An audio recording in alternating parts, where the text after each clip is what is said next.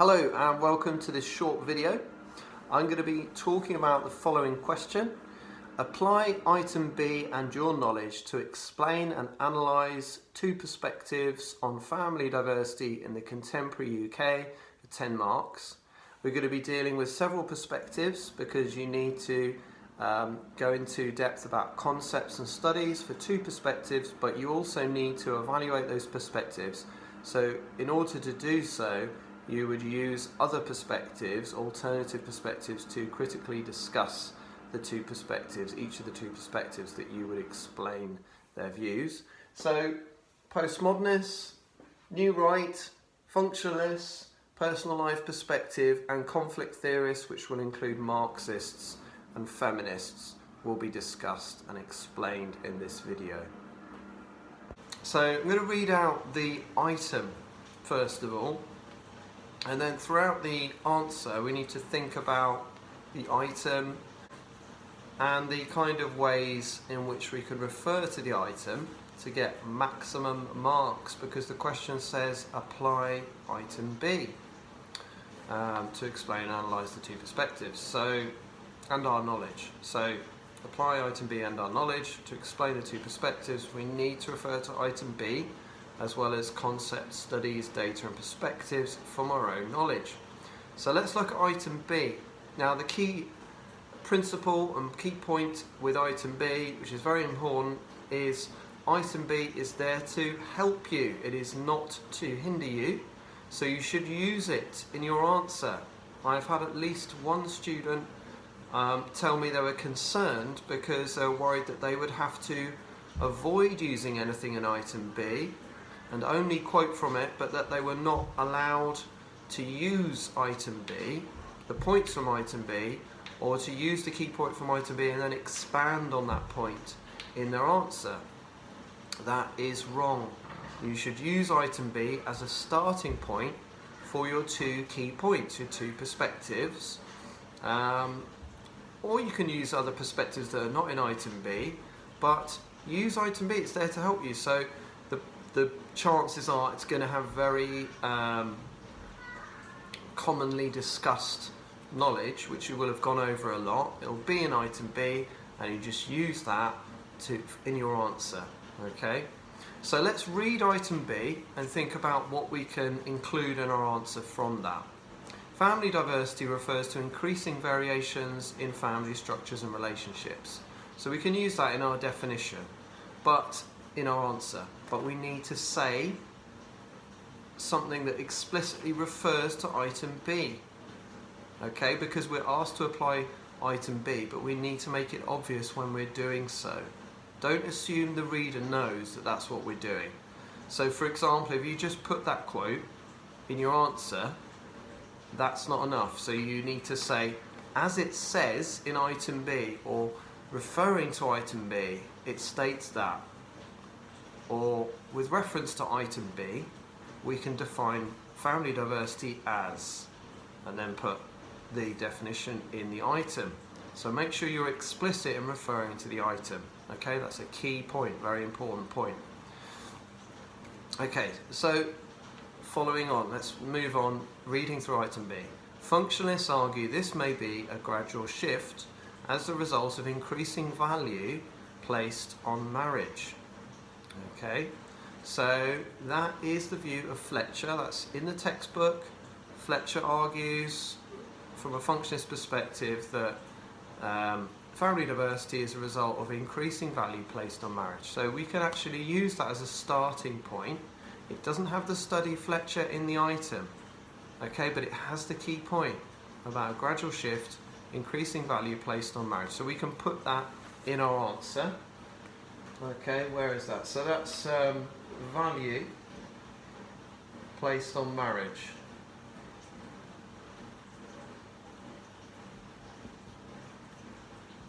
And that's Fletcher.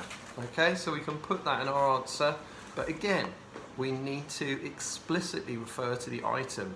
In other words, we need to make it obvious to the reader that we are referring to the item. Don't leave the reader guessing.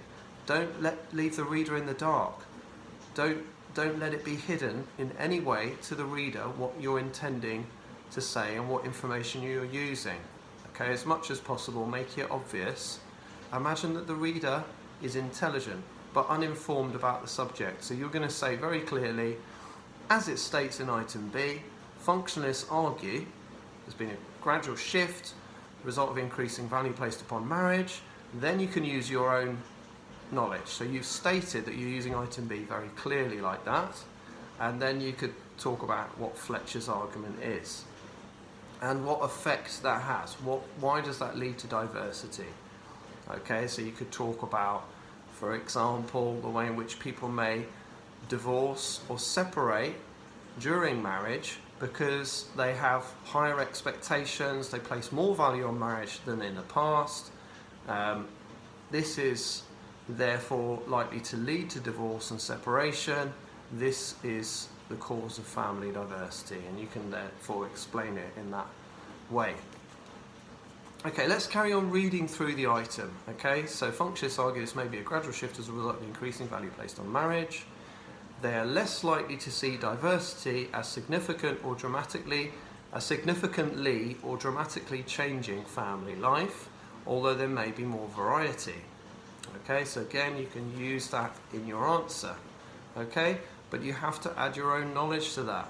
So you can't just repeat what's in item B. You have to repeat what's in item B and refer to it explicitly. So, as it states in item B, functionalists are less likely to see diversity as significantly or dramatically changing family life. For example, Robert Chester. Okay. Robert Chester argues that the family is not dramatically or significantly changing. For example, he argues the family has become a neo-conventional family. Okay, and then you could explain the neo-conventional family concept as part of the functionalist approach, arguing that the family is gradually shifting to dual career type family.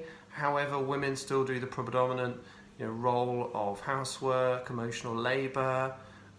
The division of labour in terms of the male doing the majority of paid work remains broadly the same. People still aspire to be married. People do cohabit more often, but it's usually a temporary stage before marriage, which is what most people, wish to achieve.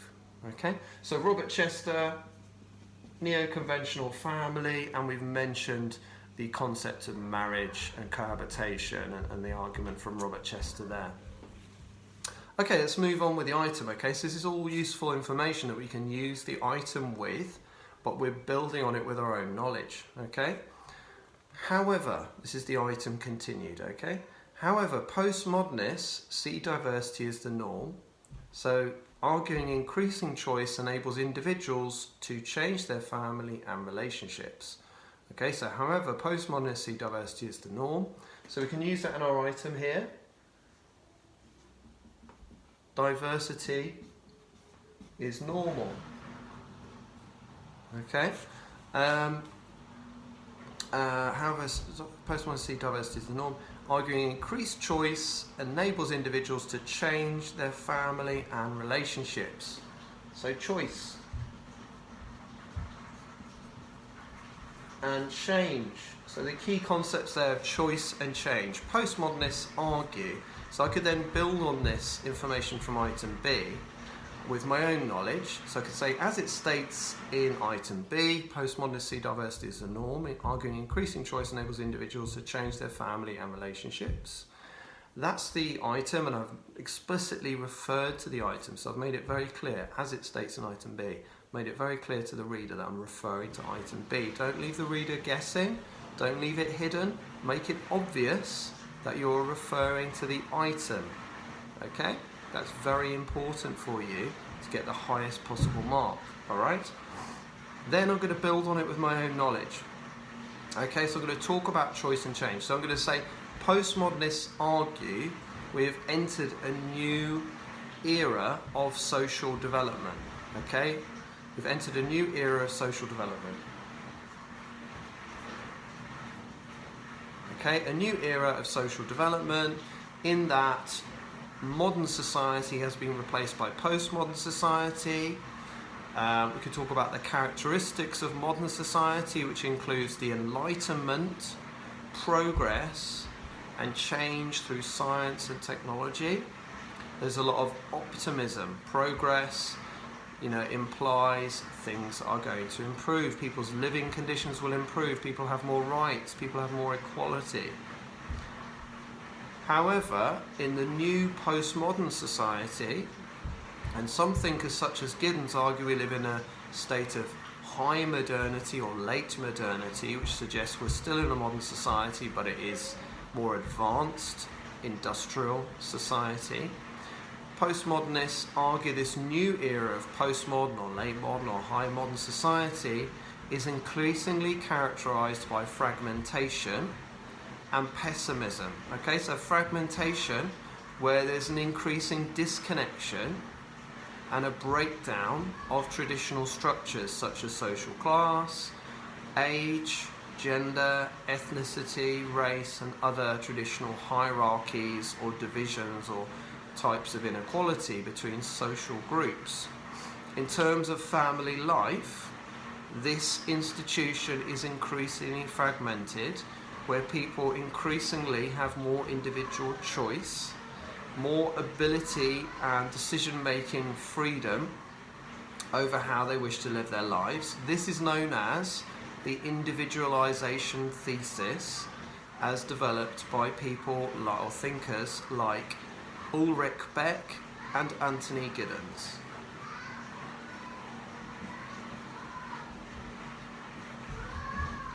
Okay, so Giddens' concept is that we live in an era of pure relationships. Okay, so we talk about pure relationships in that people increasingly are trying to find a relationship which suits their individual needs, which meets their needs psychologically, emotionally, sexually, and so on. And the relationship must meet the mutual satisfaction of both partners' needs. So mutual satisfaction, both partners must be satisfied that the relationship meets their needs. And if the relationship does not fit that criteria, then the relationship may often be likely to end in this new era. Okay? Ulrich Beck talks about chaos. Okay, chaos. The chaos of intimacy. So Ulrich Beck and Elizabeth Beck-Gernsheim have written about the normal chaos of intimacy. The normal chaos of intimacy is where it's normal for there to be a lack of social order. The opposite of social order is chaos, where there's a lack of certainty, a lack of predictability, and therefore intimacy, close relationships, in other words, are more unpredictable and less likely to be relationships that can be relied upon. This applies to work and employment. This applies to parenthood and parent-child relationships. This applies to partner relationships, married relationships, couple relationships, intimate relationships.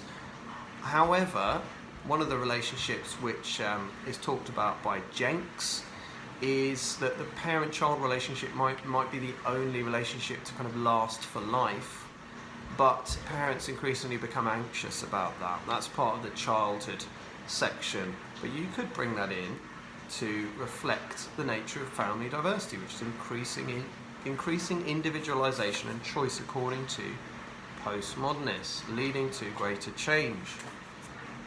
Okay, so the last section of the new right, okay, so we've gone through each part of the item, broken it down, we've expanded on it, so we've already got enough information for two perspectives, absolutely, and we need to deal with the evaluation for each section. We've done lots with each part of the item, we've built on it with our own knowledge, we've explicitly referred to it, we haven't left the reader in the dark, we made it very clear.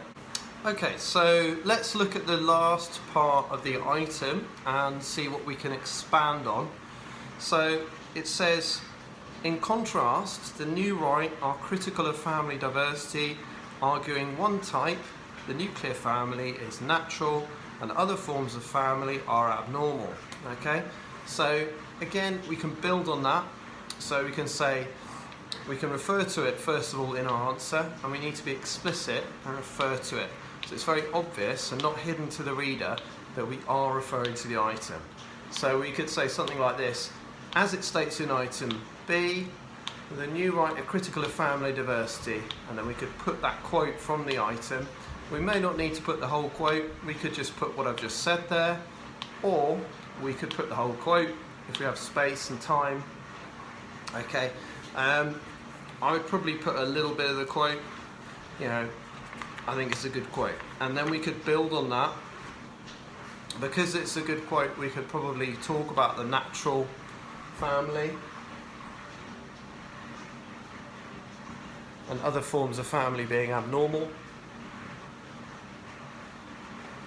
Okay, so we could talk about the natural family, and we could talk about the union between a male and a female being seen as, you know, a traditional arrangement, and this is something that is found over time, and the New Right argue, based on their conservative ideology, that what has been done in the past should be continued, and this is part of a conservative ideology.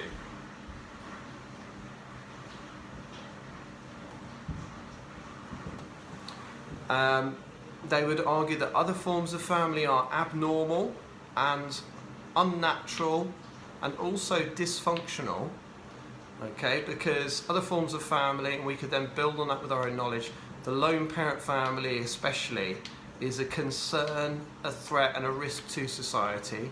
So for example, Charles Murray argues that lone parent families have been encouraged by the welfare state, the benefits which are a perverse incentive. Okay, they encourage the wrong kind of behaviour where people don't stay together in two-parent families. This is encouraged by welfare benefits. This leads to social problems like poverty, crime and immorality. These are social problems which harm society and threaten the moral fabric of society. Charles Murray argues this can lead to the development of an underclass, so a group below the working class who are jobless, unemployed for long periods, who are valueless, don't share the same moral values and responses to other people, and they're also likely to be involved in crime and deviance. They're more likely to be involved in, you know, criminality.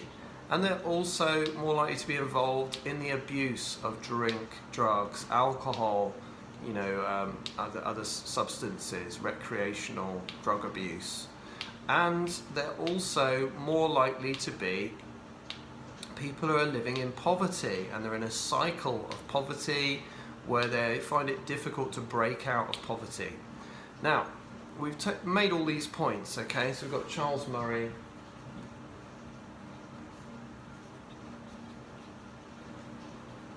We've got the underclass, we've got welfare benefits. Now, let's look at the evaluation points, okay? Now, if you were to put postmodernists as one of your perspectives, and then functionalist as the alternative perspective, okay, how would you evaluate? So you could evaluate postmodernists with the New Right. Now, if you were going to do that, you need to word it in an evaluative way. Okay, so how would that happen?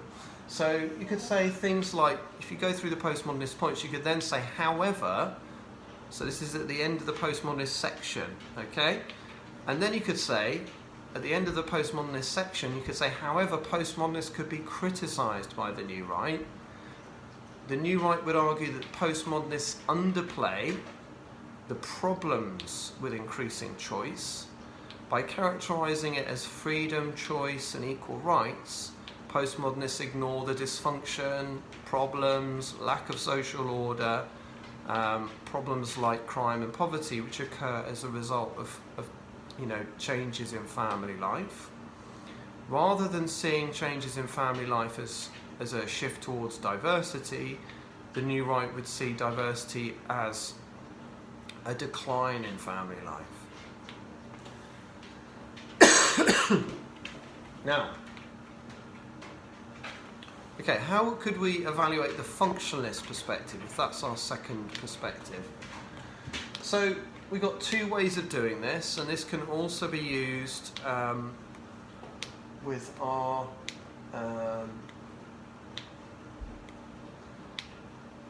okay, so how can we evaluate postmodernist and new right? Okay, so we can also bring in the personal life perspective to evaluate postmodernist and the new right. We could argue there are limits on choice. According to the personal life perspective, they would argue that everyone's choices are embedded within a social context. In other words, there are limits to choices we can make based on our social class and gender, which limit decisions and freedoms for each individual. So the social class and the gender structures will be part of how we're connected to other people, and this is what personal life perspective presents, is what we call the connectedness thesis. People like Vanessa May and Carol Smart argue that there are limits to choices we can make, which suggests that the postmodernists overplay or exaggerate the extent to which we have freedom to make choices without being limited by political and economic and social factors such as social class, age, gender and ethnicity. As an example of that, you could state that women more often get custody of children after divorce, and therefore they are more limited in their development of their own professional careers. This limits their social class status and their level of social mobility, and this is a result of gender. This could be because women are expected to be naturally, suited to caring for children. This could be the reason why women are often given custody, and this suggests that gender limits the extent to which we have choice, and therefore postmodernists and the new right, probably overplay the extent to which family life has dramatically changed in the direction of family diversity. We could also use conflict theorists to further support this evaluation point. Marxists, for example, would argue the economic system of capitalism will limit the degree to which we have choices. Any choice is embedded in a social structure, especially social class. Middle class people will have more freedom and rights compared to working class people due to the economic system of capitalism. Again, this suggests that postmodernists overplay the extent of choice, and the new right probably blame the victims of inequality and probably overplay the extent to which there's a kind of moral decline. Feminists could also be brought in to argue that gender and patriarchy help understand and explain the different choices people make. These are limits upon our decision-making freedoms as individuals, especially for women who, are due to culture and socialization into femininity and gender norms for females, will be limited in the choices they can make. This again suggests the postmodernists and the new right probably overplay the extent to which we have more freedom, or as the new right put it, permissiveness. So I hope this has been helpful. If you have any questions, please let me know.